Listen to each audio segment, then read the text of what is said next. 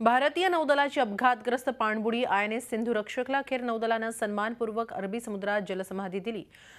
Sindhurakshak पाणबुडीला 14 August 2013 ला मुंबईच्या नौदल गोदीत अपघात झाला होता।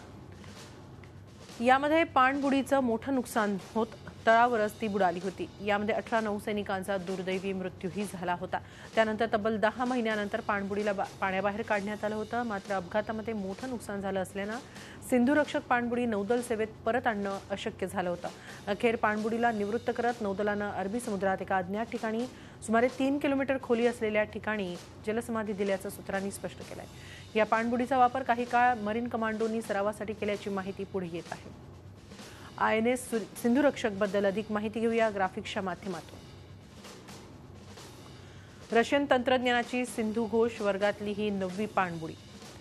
डिसेंबर 1997 ला ती भारतीय नौदलात दाखल झाली।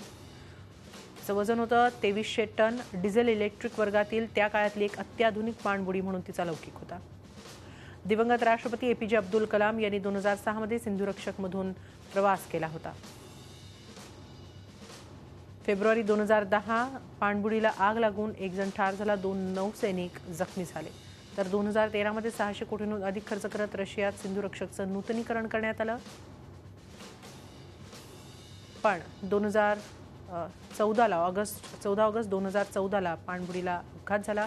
शस्त्रास्त्र हाताळण्यात चूक झाल्यानं हा अपघात झाला होता। अपघातात 18 नौसैनिकांचा मृत्यू झाला होता।